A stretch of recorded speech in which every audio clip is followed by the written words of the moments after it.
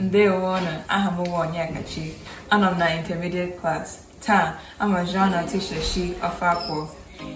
Ana amaghị ịzụwo turkey and goat meat ma anụ ewu.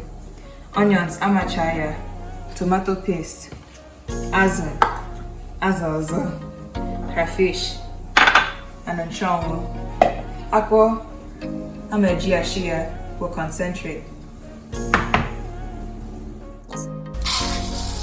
Ama buru ụzọ saa osikapa m, mmecha mchige ya ka anyị were rie ofe mgbe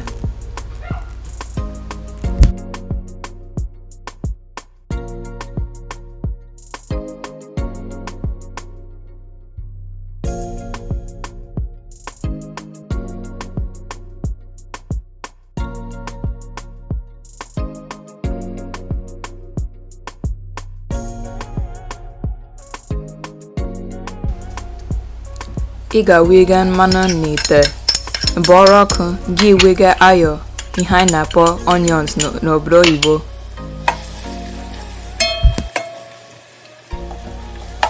Mgbe iticha ayọ gị, tinye maggi na ose.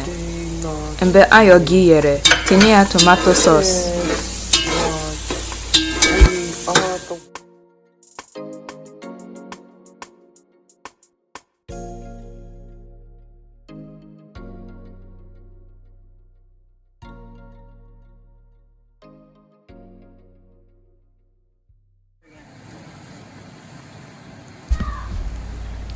Mgbe ọ sọtụ, dee ya ọnụ mara sị ị ga-atikwe ya more seasoning.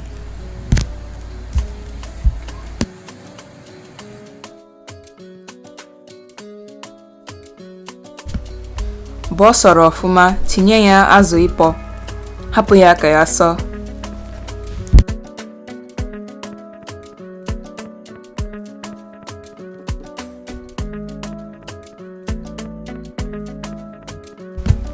Bido na-acha nchụanwụ gị, ị ga-etinye n'ofe.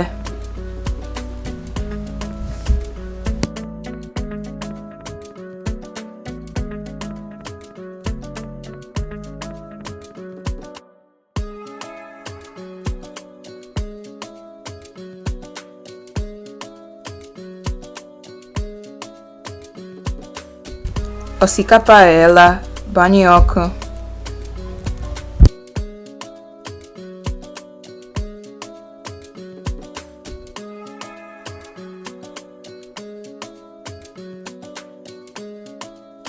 Pope aqua concentrate gị, wega ya mmiri maka ọ ga-eme gị isi ya ọfụma.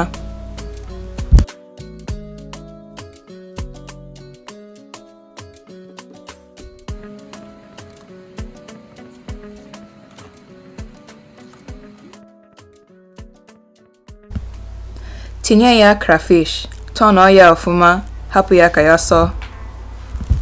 Mgbe ị mechara, wega kwụọ na stew na-asọnụ.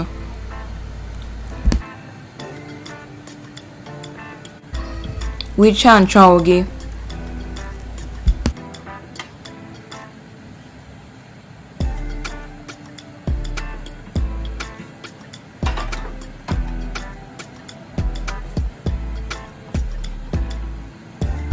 Mgbe ọ sọrọ ọfụma, wega turkey gị. Mgbe ọ sọrọ ọzọ, tinye azụ.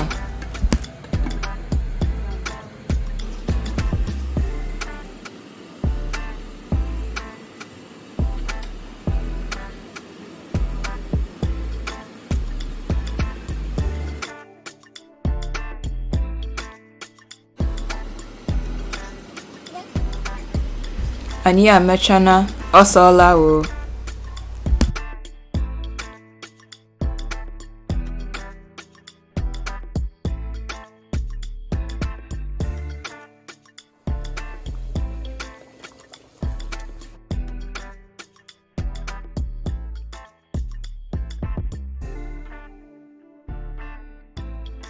Lekwanụ ya, ofe akwụ aghela.